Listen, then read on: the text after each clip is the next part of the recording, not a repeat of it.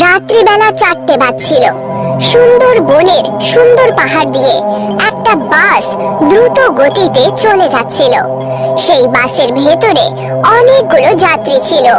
তক্ষুনি হঠাৎ করে বাস ড্রাইভার বাস দাঁড় করিয়ে দেয় আর সাইডে যায়, আর যাত্রীদের বলে ওঠে, আরে দেখো 2 ঘন্টা পরে আবার এগোবে।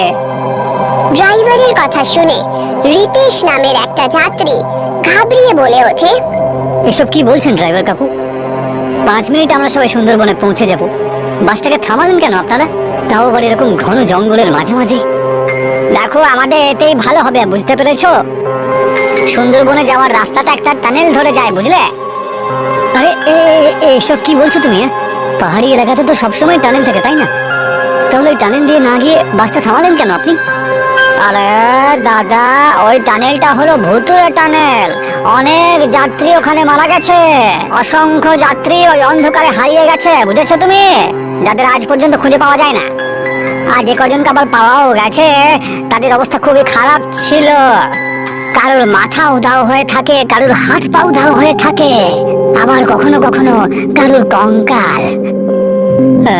আমি এইসব আজেবাজে কথা বিশ্বাস করি না।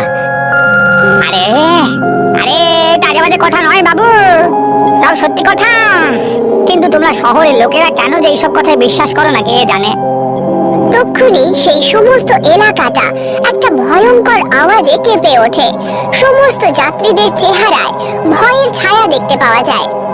আমার কথা বিশ্বাস করো সাহেব, প্রাণে বাঁচলে বাপের নাম। আরে জঙ্গলে জন্তু জানোয়ার একসাথে লড়াই করলে এই ধরনের আওয়াজ তো হয়, তাই না? এই জন্যই সবাই ভয় পাচ্ছে। আমি একজন শিক্ষিত আর বোঝদার মানুষ, বুঝেছো? তোমাদের এইসব আজে বাজে মূর্খামি কথায় আমি বিশ্বাস করতে পারি না। সেই জন্য আমি চললাম। আরে মনে হচ্ছে সুন্দরবনে প্রথম এসেছো তুমি। আমি সুন্দরবন গ্রামে থাকি বাবা। ড্রাইভারের কথা, কন্ডাক্টর একদম ঠিক কথা বলেছে, ওদেরকে বিশ্বাস করো। দেখো সমস্ত যাত্রীরা ওদের কথায় সহমত দিচ্ছে।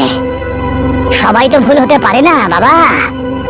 আরে কিন্তু সবাই যদি চুপচাপ থাকে তার মানে তো এটা নয় যে ওরা সবাই ঠিক বলছে।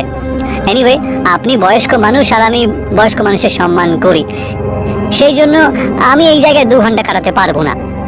কন্ডাক্টর আর ড্রাইভার রিতেশকে অনেক বোঝানোর চেষ্টা করে, কিন্তু রিতেশ ওদের দুজনের কথা শুনতে চায় না।